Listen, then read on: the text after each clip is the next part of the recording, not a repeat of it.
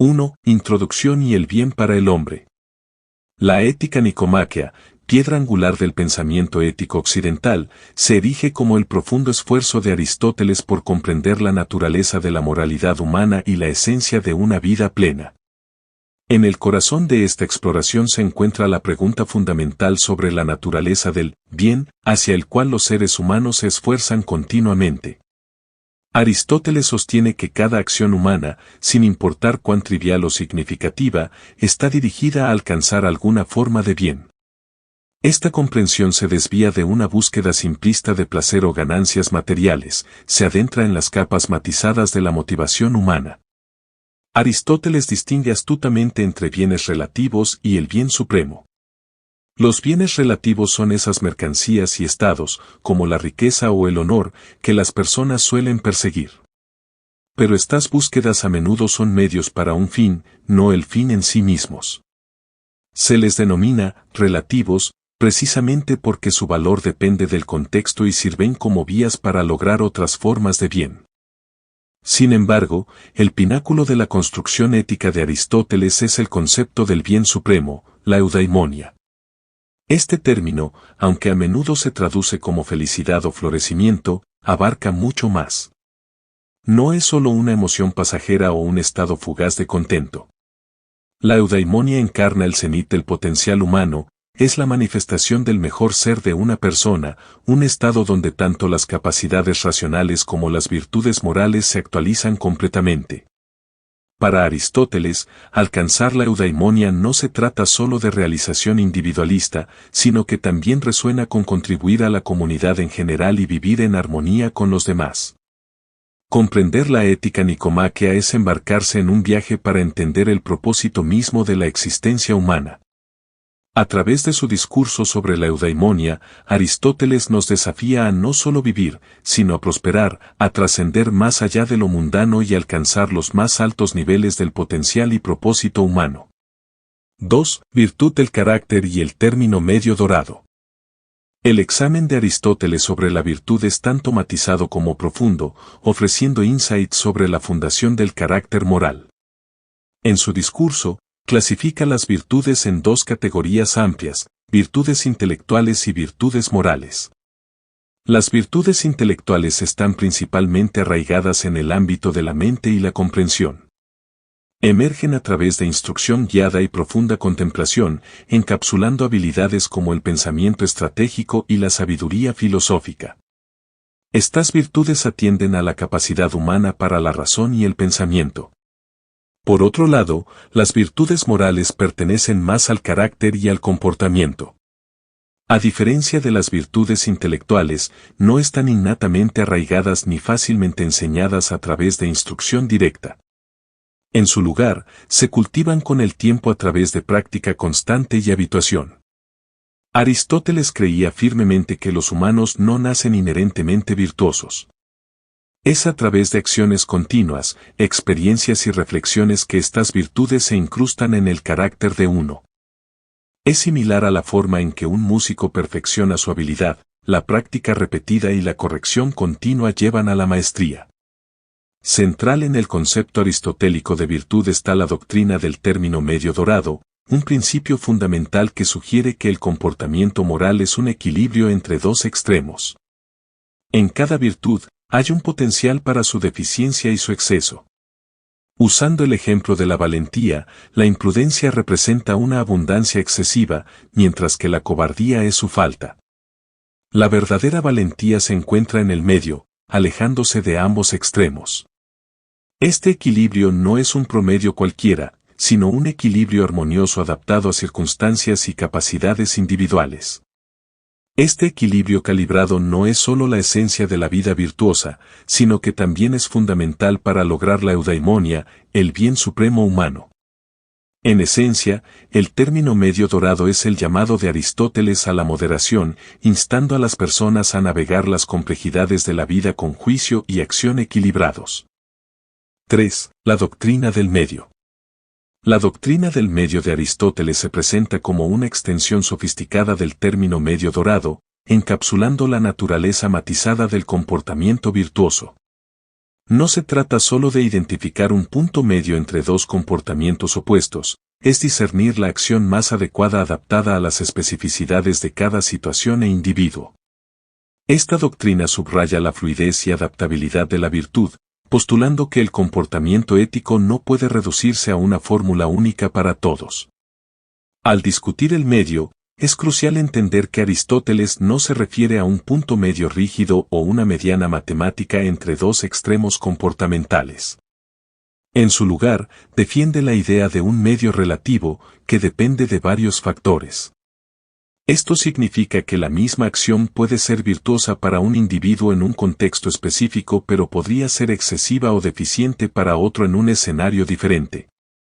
Por ejemplo, en el acto de dar, lo que podría ser visto como generoso para un individuo adinerado podría ser considerado imprudente o ostentoso, mientras que el mismo acto realizado por alguien de medios modestos podría verse como un sacrificio excesivo. La acción media, por lo tanto, diferiría para cada uno según su capacidad y circunstancias. Además, esta doctrina resalta la profundidad de autoconocimiento y discernimiento requeridos en el comportamiento ético. Dado que el medio varía entre individuos, un profundo entendimiento del carácter, fortalezas y vulnerabilidades de uno se vuelve esencial. Esta perspicacia reflexiva asegura que las acciones se alineen con la verdadera esencia de la virtud en lugar de una mera adhesión superficial a las normas sociales. En esencia, la doctrina del medio es el llamado de Aristóteles para sintonizar con la brújula moral interna, instando a las personas a navegar la vida con intencionalidad consciente. Nos desafía a recalibrar constantemente nuestras acciones en alineación con el tapiz siempre evolucionando de nuestras vidas, haciendo la búsqueda de la virtud un viaje íntimamente personal. 4. Virtud intelectual y sabiduría práctica. La exploración de Aristóteles sobre las virtudes intelectuales ilumina la dualidad del entendimiento y discernimiento humano. Por un lado, tenemos el ámbito de la sabiduría teórica, o sofia, que se basa en la búsqueda de verdades universales, conocimiento y los profundos misterios de la existencia. Sofia representa nuestra búsqueda por entender el universo en su amplitud y las leyes inmutables que lo gobiernan. Esta forma de sabiduría se asemeja al esfuerzo de un científico, donde la búsqueda es por principios atemporales, conceptos abstractos y verdades inmutables que proporcionan un entendimiento fundamental del mundo.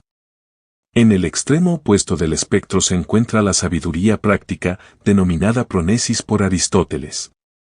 Esta forma de virtud intelectual está profundamente arraigada en las intricadezas e impredecibilidades de la existencia humana cotidiana. A diferencia de Sofia, que busca verdades trascendentales, Pronesis navega las aguas turbias de situaciones reales, dilemas y relaciones interpersonales. Es el arte de tomar decisiones acertadas, basadas en las virtudes morales, adaptadas a circunstancias específicas. Pronesis es menos acerca del razonamiento abstracto y más sobre discernir el mejor curso de acción en una situación dada. Engloba la habilidad de deliberar, juzgar y decidir de una manera que concuerde con lo que es verdaderamente bueno y beneficioso, no solo para uno mismo, sino también en el contexto de marcos societales e interpersonales. Esta forma de sabiduría reconoce que la vida no es siempre blanco y negro, es una compleja red de matices.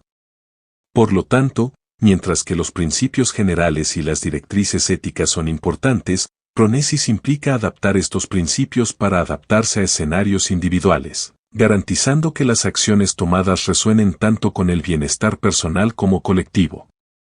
En esencia, aunque Sofia y Pronesis puedan parecer opuestos, juntos representan el espectro del entendimiento humano. Uno busca verdades inmutables, mientras que el otro prospera en el reino mutable de las interacciones humanas, haciendo que ambos sean indispensables en la búsqueda integral de la sabiduría y virtud. 5. Amistad. Dentro del vasto paisaje de las contemplaciones éticas de Aristóteles en la Ética a Nicómaco, su tratado sobre la amistad, o filie, emerge como un punto destacado. La comprensión de Aristóteles de la amistad no gira solo en torno a asociaciones superficiales, sino que profundiza en las motivaciones y cualidades subyacentes que unen a los individuos. Comenzando con amistades de utilidad, estas relaciones están ancladas en beneficio mutuo. La asociación entre dos individuos existe principalmente debido a alguna ganancia tangible o intangible, ya sea profesional, social o económica. Estas amistades, aunque valiosas, dependen de la utilidad que ofrecen. Una vez que el beneficio disminuye o desaparece, los cimientos de la amistad pueden tambalearse, haciendo que estas relaciones a menudo sean transitorias. Luego vienen amistades basadas en el placer. Estas se forman según intereses compartidos, hobbies o disfrute mutuo. El factor de unión aquí es el placer derivado de la compañía de la otra persona. Dichas amistades pueden ser apasionadas e intensas, pero también tienen un elemento de efemeridad. A medida que cambian los gustos, evolucionan los intereses o cambian las circunstancias, la fuente de placer puede decaer y, con ello, la relación puede desvanecerse. El pináculo de la clasificación de Aristóteles es la amistad basada en la virtud. Esta forma de relación trasciende la mera utilidad o el placer transitorio. Aquí, los individuos aprecian y admiran las cualidades y virtudes intrínsecas del otro. El vínculo no se trata solo de lo que uno puede ganar o disfrutar del otro, sino de un profundo respeto y crecimiento mutuo. Dada la naturaleza duradera de la virtud, estas amistades también son las más estables y duraderas.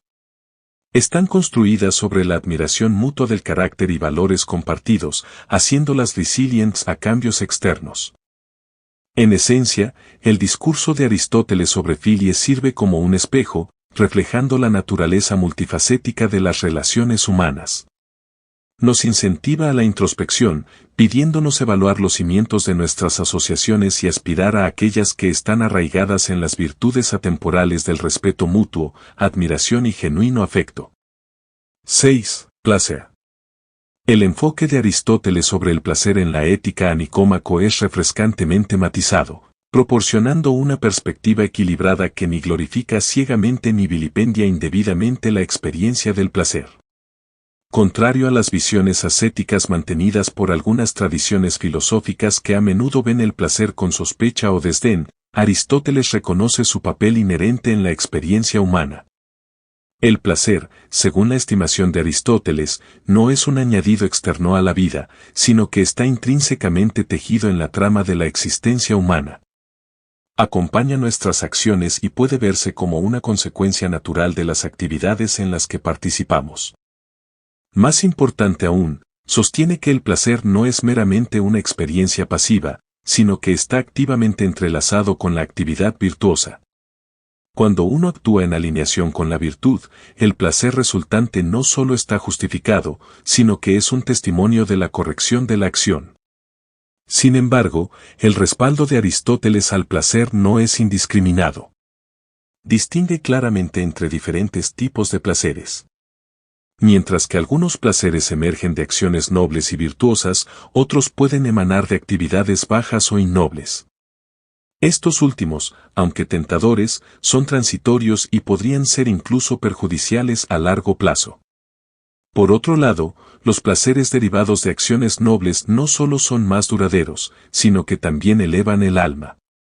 La esencia del argumento de Aristóteles es que la verdadera felicidad o eudaimonia no se encuentra en la búsqueda ciega del placer por sí mismo. En cambio, está arraigada en actividades que resuenan con virtud y bondad moral. Cuando uno se involucra en dichas actividades, el placer resultante es genuino y satisfactorio. En esencia, la perspectiva de Aristóteles sobre el placer sirve como un faro, guiando a las personas hacia un camino donde el placer no es el objetivo principal, sino un delicioso compañero de una vida vivida en armonía con la virtud y la integridad moral. 7. La vida contemplativa. En el amplio alcance de la ética a Nicómaco, la exposición de Aristóteles sobre la vida contemplativa, o teoría, se erige como un testimonio culminante de su visión de la forma más alta de florecimiento humano. A medida que el discurso evoluciona, Aristóteles avanza desde el ámbito de las acciones morales y la dinámica interpersonal hacia los dominios más elevados de las búsquedas intelectuales y espirituales. A lo largo de su obra, mientras Aristóteles subraya la importancia de la virtud moral y las acciones justas como fundamentales para la eudaimonia, finalmente eleva el ámbito intelectual a un pedestal aún más alto. La vida contemplativa no es meramente sobre reflexión pasiva, es un compromiso activo con y la búsqueda de las verdades más altas, aquellos principios y realidades universales que gobiernan el cosmos. Para Aristóteles, el acto de contemplación no es un ejercicio intelectual ordinario. Es una actividad sublime que conecta el alma humana con la esencia misma de la existencia, cerrando la brecha entre lo mortal y lo divino. En este estado, el individuo trasciende las preocupaciones mundanas de la vida diaria, sumergiéndose en los profundos misterios del universo. Esta forma de felicidad derivada de la contemplación es inigualable, ya que es duradera y autosuficiente. A diferencia de otras formas de placer o felicidad que podrían depender de circunstancias externas, la alegría derivada de la contemplación intelectual se genera y se sostiene por sí misma. Además, la vida contemplativa alinea a los humanos con su naturaleza más alta como seres racionales. Nuestro máximo cumplimiento, según Aristóteles, radica en el ejercicio de nuestras facultades intelectuales a su máximo potencial.